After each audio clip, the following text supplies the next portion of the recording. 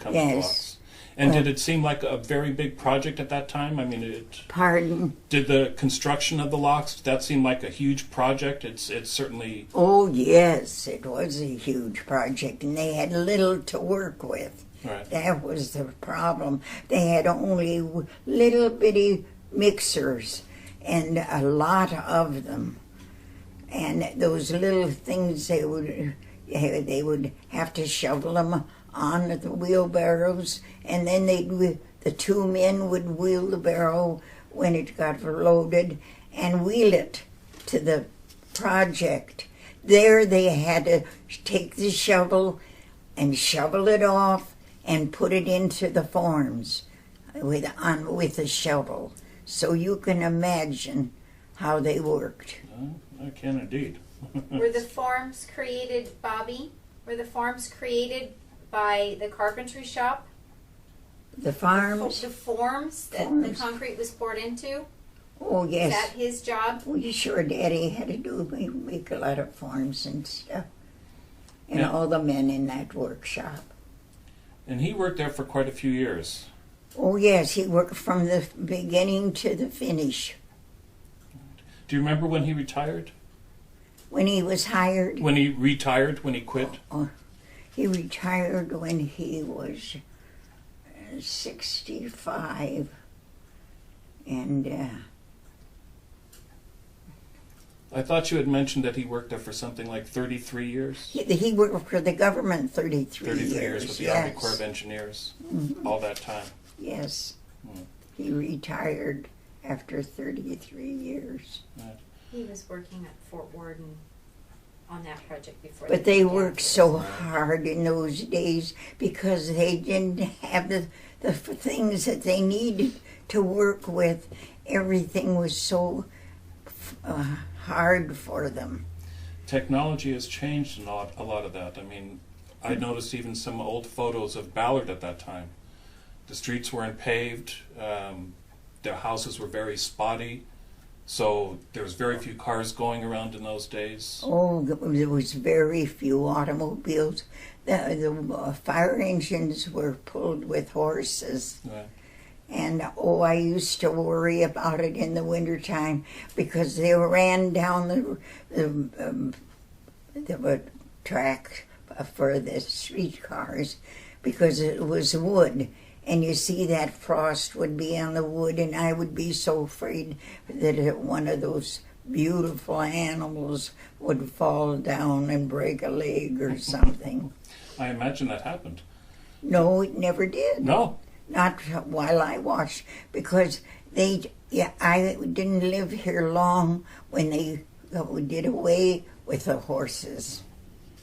What year did you move here, Bobby?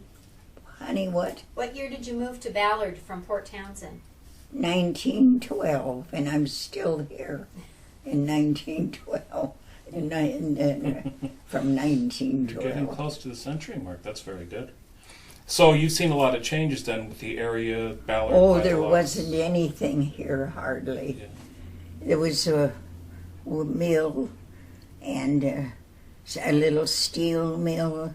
Oh, there wasn't much at all. And the streetcars all ran on trestles way up high. Even going to West Seattle, you went on a trestle all the way to West Seattle. Right. And so when you would walk around Ballard, would you take streetcars to get from one place to the other? Probably walked most of the places.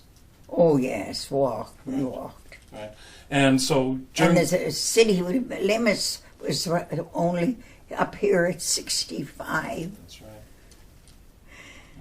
That's right. Northwest 65th was so that's just a couple blocks up. Just a stone's throw. So with all the changes in Ballard, obviously businesses sprung up, people were moving here, probably to be close to jobs, and other jobs grew up as well. And so the whole area around here changed. Oh, yes. Yeah. And have you been through the gardens down at the locks? Oh, yes. The Carl English Mr. Gardens. English planned that, and he did a beautiful job. And as far as I know, he's still living up on about 85th and 30th. He's still living as far as I know. He was my sister's neighbor. He was a wonderful man, and he planned all the foliage and stuff, and he did a beautiful job. Did you meet him? Yeah, but he was my sister's neighbor. Right. Did you meet him? No, I yourself? never met him. She knew him, yeah. But she talked of him often, and he was really very respected. Yeah. Oh, very much so. Very much so. Let's see. And would you go through the locks after it was completed to watch the boats going through? That must have been some sight to see some of these boats moving through the Sound. Oh, yes. Yeah, they would line up on the brink of the bridge there, and they never had fence or anything there. Right. You just stood right at the edge. Now they got it all fenced off, you know. I used to be nervous when I would stand there to see the boats go through because there was nothing to protect you. It is funny to look at those old photographs because that would never be allowed now. Oh, they do have no. it gated. And we had railings that was only one hand railing across them, and you weren't encased, and you had to go across with one railing. Oh, I didn't like that either. I don't know why they were so expensive that they couldn't afford to put them on, but there must have been a reason why.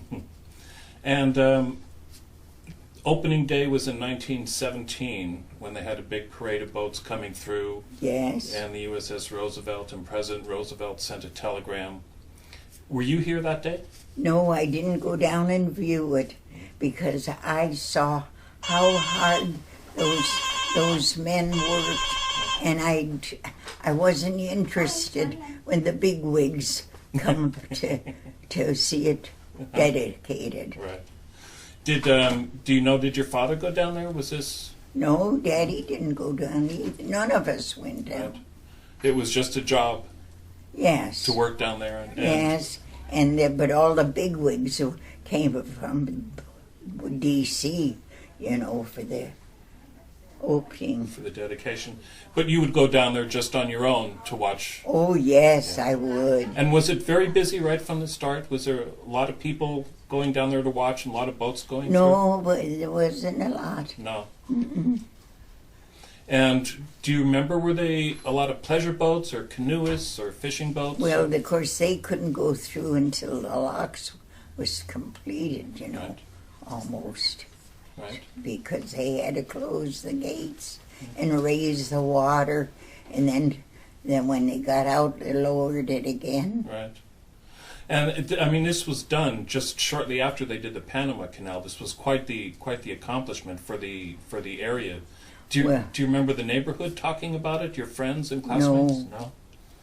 No, It was just considered a regular occurrence. yes, but they sure worked. Yeah. Those darling men. Boy, I was only just a kid, but it hurt me the way they had to work. Right. And got so little, 2.5 a day and some things that the money was